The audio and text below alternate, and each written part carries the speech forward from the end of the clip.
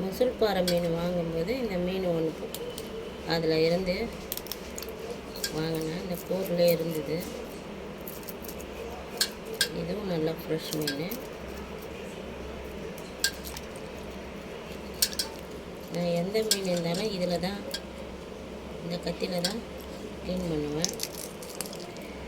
பெரிய மீனாக இருந்தால் அங்கேயே கட் பண்ணி எடுத்துன்னு வந்துடுவேன். இந்த மீன் வந்து காசிமேட்டில் வாங்கினேன்.